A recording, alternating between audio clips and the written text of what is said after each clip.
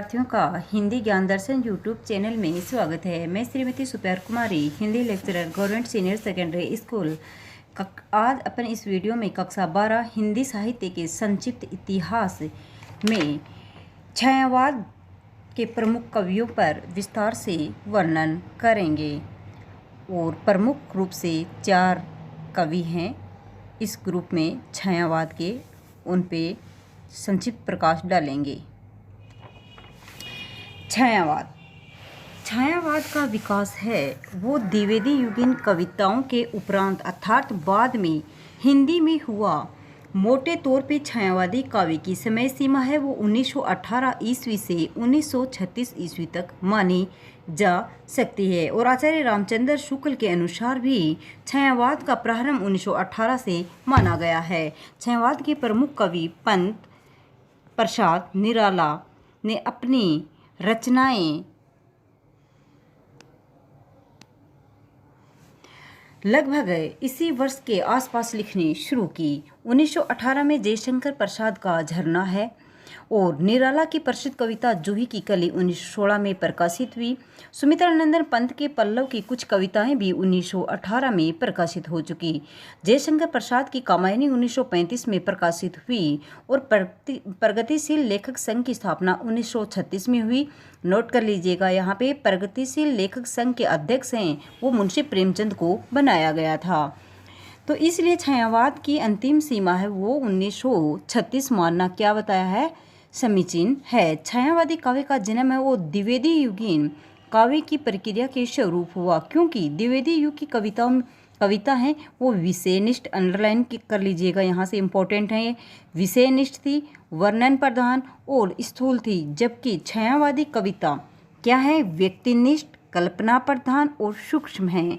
प्रारंभ में छायावाद का प्रयोग व्यंग्य रूप से उन कविताओं के लिए किया गया जो अस्पष्ट थी या जिनकी छाया अर्थ कहीं और पड़ती थी, किंतु कालांतर में यानी बाद में ये नाम उन कविताओं के लिए रूढ़ हो गया जिनमें मानव और प्रकृति के सूक्ष्म सौंदर्य में आध्यात्मिक छाया का भान होता था, अर्थात ज्ञात होता था।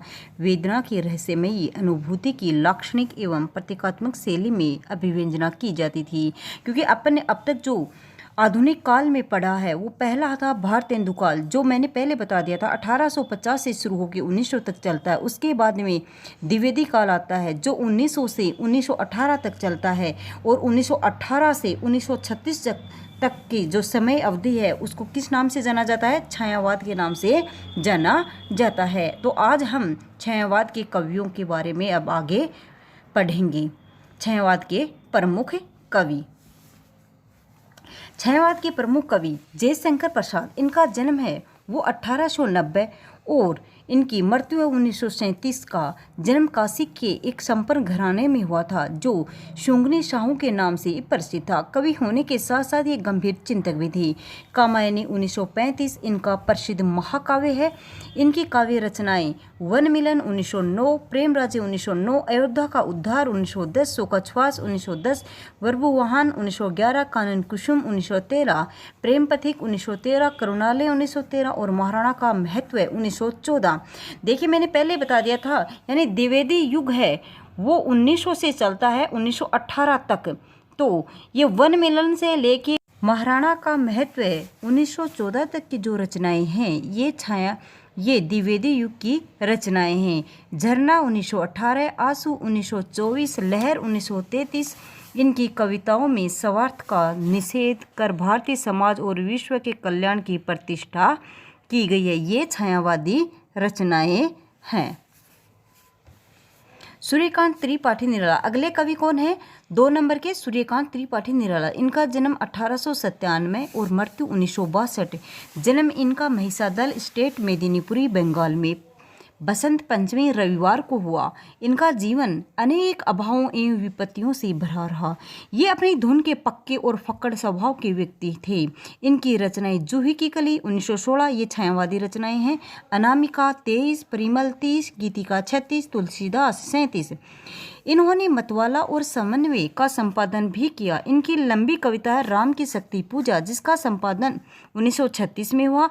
इनकी ही नई वर्ण संपूर्ण छायावादी काव्य की एक उत्कृष्ट उपलब्धि है। तो अब तक छायावाद में अपन लोगों ने 2 कवियों के बारे में पढ़ लिया है। वैसे छायावाद के 4 कवि आधार स्तंभ माने गए। Number 1 Jaishankar Prasad, number 2 Suryakant Tripathi Nirala, number 3 Sumitra नंदन पंत जी और एक लेखिका महादेवी वर्मा। तो जो जयशंकर प्रसाद उनका जन्म कब होता है 1890 में, और सूर्यकांत त्रिपाठी निराला इनका जन्म कब होता है 1897 में। तो इस प्रकार अब अपन जो पढ़ेंगे वो तीसरे कवि होंगे सुमित्रा नंदन पंत जी, जिनका जन्म होगा 1900 और मृत्यु है 1977 में। तो सुमित्रा नंदन पंत जी का जन्म है उत्तर प्रदेश के जिला अल्मोड़ा के कोशानी ग्राम में हुआ। बचपन में मातृ स्नेह से वंचित हुए बालक पंत का मन अल्मोड़ा की प्राकृतिक सुषमा की ओर आकृष्ट हुआ। पंत की पहली कविता है गिरिजे का घंटा। इसका प्रकाशन वर्ष क्या है 1916। अनेक काव्य ग्रंथ हैं। उच्छ्वास 1920, ग्रंथि 20, वीणा 27, पल्लव 28, गुंजन 32। वीणा इनका अंतिम छायावादी काव्य संग्रह कहा जा सकता है। पंत के काव्य में प्रकृति के मनोरम रूपों का मधुर और सरस से चित्रण मिलता है। यानी ये प्रकृति के क्या कहे जाते हैं, सुकुमार कवि कहे जाते हैं। और पंत वो कोमल कल्पना के लिए भी प्रसिद्ध रहे हैं और इनके विकास के 4 प्रमुख चरण रहे हैं। और पल्लव है उसमें लगभग 40 पृष्ठों की एक भूमिका दी गई है। तो इस प्रकार जो अपने अगले जो कवि हैं वो है महादेवी वर्मा, जिनका जन्म है 1907, मृत्यु है 1987। इनका जन्म उत्तर प्रदेश के फर्रुखाबाद में हुआ।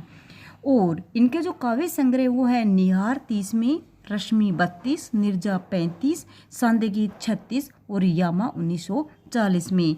निहार, रश्मि, निर्जा, सांदेगीत के सभी संगीतों का संग्रह, यानी निहार, रश्मि, निर्जा और सांदे गीत है, ये इनका क्या है, गीतों का संग्रह है। और छायावाद में एकमात्र क्या है, ये कवयित्री है। और छायावाद के इस प्रकार अपने जो 4 प्रमुख लेखक हैं उनका रचनाएं और परिचय, जीवन परिचय कर लिया है। और इस प्रकार अपन आगे में कल यानी जो वीडियो होगा उसमें छायावाद की प्रमुख विशेषताओं का वर्णन किया जाएगा। इस वीडियो को ज़्यादा से ज़्यादा सब्सक्राइब करें और लाइक करें। सभी विद्यार्थियों को धन्यवाद।